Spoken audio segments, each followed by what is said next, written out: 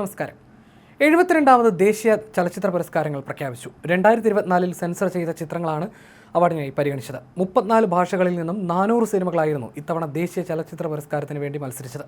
മലയാളത്തിന് അഭിമാനകരമായ നിരവധി നേട്ടങ്ങളുണ്ട്. ഭ്രമയുഗത്തിലെ മികച്ച പ്രകടനത്തിലൂടെ മമ്മൂട്ടി മികച്ച നടനുള്ള പുരസ്കാരം സ്വന്തമാക്കി. മമ്മൂട്ടിയുടെ 4ാം ദേശീയ പുരസ്കാരമാണിത്. മമ്മൂട്ടിക്കൊപ്പം ആര്യനും മികച്ച നടനായി തെരഞ്ഞെടുക്കപ്പെട്ടു. മികച്ച നടിയായി യാമി ഗൗതമിനെ തെരഞ്ഞെടുത്തു. ആർട്ടിക്കിൾ 370 ആണ് ചിത്രം.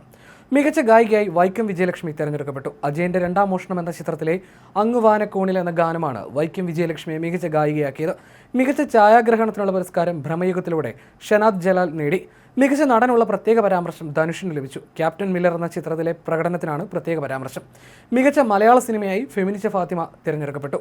മികച്ച സംവിധായകനായി രാജ്കുമാർ പെരിസ്വാമിയെ തിരഞ്ഞെടുത്തു. അമരനാണ് ചിത്രം.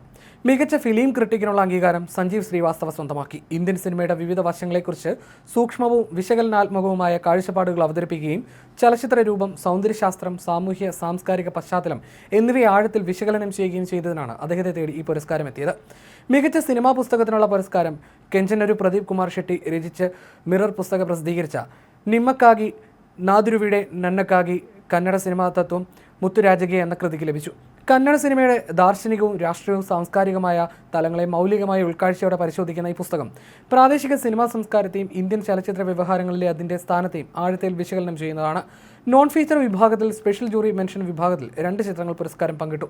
ഹിമാലയത്തിലെ ഗഡ്ഡി സമുദായത്തിൻ്റെ പൈതൃകവും കരകൗശലവും സാംസ്കാരിക പ്രതിരോധവും മനോഹരമായി ആവിഷ്കരിച്ചതിന് ജയ്മിൻ മോദി, ലോകേഷ് ഗൈ എന്നിവർ സംവിധാനം ചെയ്ത ചോല ഡോറ റുസൂയി എന്ന ചിത്രം അവാർഡിന് അർഹമായി. കൂടാതെ കേരളത്തിന്റെ ഭദ്രകാളി പാരമ്പര്യത്തെ ദൃശ്യങ്ങളിലൂടെയും ശബ്ദവിന്യാസത്തിലൂടെയും അതിമനോഹരമായി പകർത്തിയതിന് ആനന്ദ് ജ്യോതി സംവിധാനം ചെയ്ത ഭദ്രകാളി നാട്യം എന്ന ചിത്രത്തിനും സ്പെഷ്യൽ ജൂറി മെൻഷൻ ലഭിച്ചു.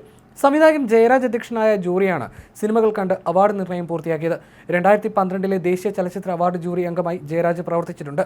മുൻപ് കേരളത്തിൽ നിന്നും അടൂർ ഗോപാലകൃഷ്ണൻ, ഷാജി എൻ കരുൺ, പ്രിയദർശൻ എന്നിവർ സെൻട്രൽ പാനൽ ജൂറി ചെയർമാൻമാരായി പ്രവർത്തിച്ചിട്ടുണ്ട്.